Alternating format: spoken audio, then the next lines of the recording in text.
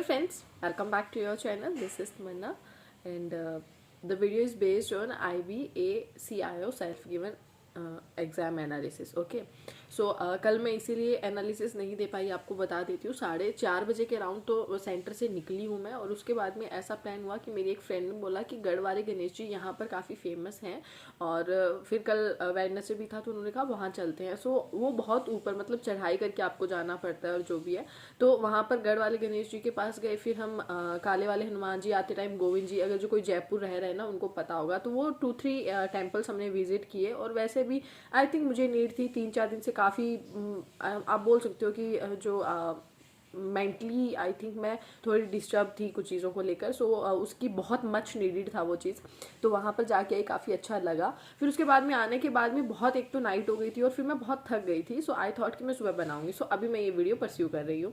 IBACIO की बात करते हैं।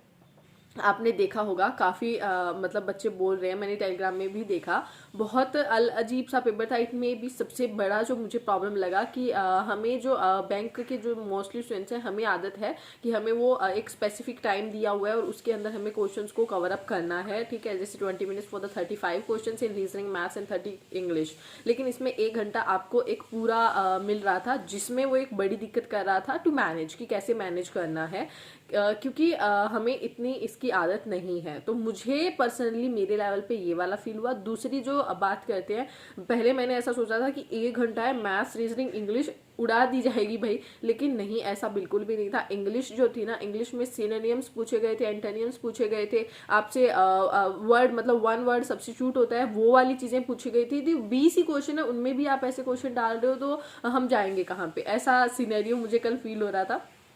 फिर कुछ एक तो ऐसा था कि जिसमें 1 वर्ड सब्स्टिट्यूट थे, जैसे उसमें सब्सक्राइब प्रेस्क्राइब वाले वर्ड आ रहे हैं, तो वह मैं सब्सक्राइब वाला जाके, जैसे उसमें कॉलम थे, 4 चीज़ें दी हुई हैं, उनके आगे पूरी बड़ी बड़ी लाइंस, उसके आगे 1 वर्ड के 4 दिए हुए हैं, आपको मैच द कॉलम करना था और उसमें आंसर मैच करना था। सो उसमें मैं एक एक सिंगल पे जाके, लेकिन अच्छी बात ये थी कि ऑप्शन आपस में वो नहीं कर रहे थे, मतलब कॉन्ट्राडिक्ट नहीं कर रहे थे, अलग अलग थे, डिफरेंट थे, तो आप ईजिली उसको ऑप्शंस को कट करके आप आंसर ले सकते थे, अगर थोड़ा सा अपन वहाँ पर माइंड यूज करते, तो ऐसा सोल्व हो रहा था। लेकिन सब ऐसे नहीं हो रहे थे। फिर उसके बाद में पैसेज पूसेज नहीं था कुछ भी, और एरर अच्छे लेवल पे एरर थे, ठीक है, जिसमें है विल पता नहीं बीन, जबकि मेरी ग्रामर इतनी अच्छी नहीं है, तो वो वाले बहुत अच्छे थे। अब मैं कल यहाँ लिख कर भी लाई हूँ, पर द थिंग इज कि कल वाला तो मिट चुका है ना। तो इंग्लिश में मैंने, जहाँ तक मुझे ध्यान है ना, मैंने आई थिंक 14 कुछ समथिंग ही अटैम्प्ट किए थे, और वो भी मुझे पता है उसमें भी गलत होंगे। फिर उसके बाद में बात करते हैं मैथ्स और रीजनिंग की। सबसे पहले मैं रीजनिंग की तरफ ही भागी थी। आई थॉट कि मैं रीजनिंग में अच्छा कर लूंगी। सो मैंने रीजनिंग का सेक्शन देखा। रीजनिंग में सबसे बड़ी बात तो एक एक बड़ी बड़ी आपसे वो पजल सोल्व करवा के उसका सिंगल सिंगल क्वेश्चन दे रहे हैं, ऐसा था। और उसके बाद में उसमें मुझे समझ में नहीं आया, रॉन्ग नंबर सीरीज रीजनिंग में दी हुई है इन्होंने, अपनी तो मैथ्स में होती है ना, तो इट में भी एसएससी का एक अलग कुछ अलग होगा, तो उसमें मैंने कल देखा रॉन्ग नंबर सीरीज है। आई थॉट कि मैं रीजनिंग खोली थी ना मैंने, ये मैथ्स के क्वेश्चन बीच में से कैसे आ गए।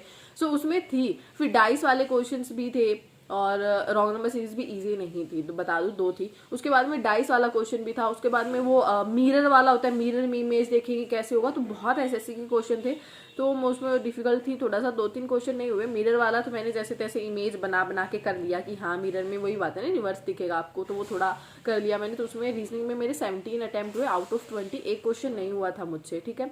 अब बात करते हैं मैथ्स की। मैथ्स में पता है आपको वो मतलब मैथ्स में मैं बताती हूँ, एक तो ऐसे ऐसे क्वेश्चन थे ना जो अपने, जैसे वो होता है ये वाले क्या कहते हैं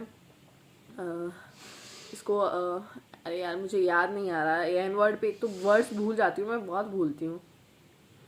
मैथ्स में जैसे होता है ना कि मैथ्स आपके फुटबॉल में इतने प्लेयर्स हैं, उसमें इतने हैं, फिर दोनों दोनों में इतने हैं, वो एक अपन को 3 ऐसे बना के वो सोल्व करना होता है, वो वाला क्वेश्चन और सिंगल क्वेश्चन में दिया हुआ है। और वो भी पता है मुझे दिक्कत कहाँ आ रही थी उसमें, सबसे बड़ी प्रॉब्लम ये आ रही थी कि वो आंसर ही नहीं मैच कर रहा है मेरा, वो क्वेश्चन नहीं हुआ मुझसे। मुझे कल सच में बुरा फील हो रहा है, वो क्वेश्चन नहीं हुआ मुझसे, ठीक है।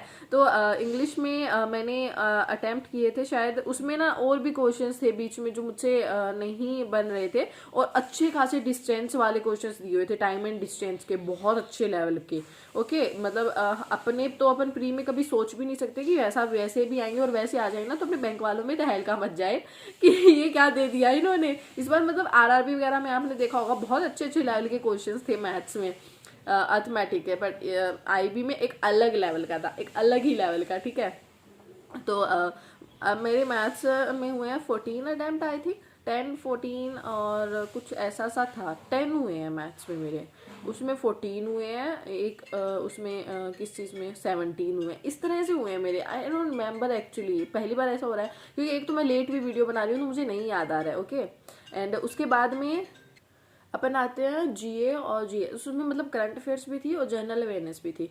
तो बात करते हैं करंट अफेयर्स की। करंट अफेयर्स का अब क्या बता, मैंने देखा ही नहीं है मैंने करंट अफेयर का सेक्शन ही देखा। मैं इनफैक्ट सच बताऊं मेरे पास टाइम ही नहीं था कि मैं करंट अफेयर्स देखूं, मैं पूरे क्वेश्चंस भी नहीं देख पाई हूँ। ओके और उसके बाद में जो जीएस थी उसमें तो कुछ एक क्वेश्चंस थे ऐसे जो बनने वाले थे, सो आई एंड उसमें 7-8 मैंने अटैम्प्ट किए शायद, ठीक है।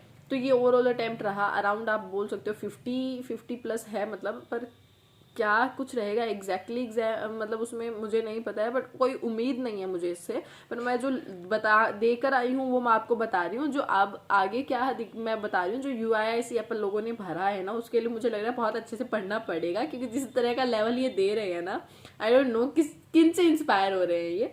पर ठीक है, कुल मिला के अच्छा एक्सपीरियंस था, एक नया मतलब भयानक सा एक्सपीरियंस करके आई हूँ मैं चीज़ों का, ठीक था। और मैं थोड़ा सा पता है माइंड में ऐसा भी था कि आसपास जो बगल में बैठे होंगे जीए और नहीं तो उनसे पूछ लेंगे, पर फिर एक इधर बैठे थे इधर बैठे थे, दोनों जो बॉय थे उनसे मैंने पूछा था, वो भी बैंकिंग के ही बैकग्राउंड से थे, तो वो भी मेरी तो होप वहीं पे टूट गई थी। ओके दोनों हाँ मेरे जैसी थी, एक बार आप बता मतलब मैं कह सकती हूँ दोनों, ठीक है। So this is all about कल के एग्ज़ाम के बारे में।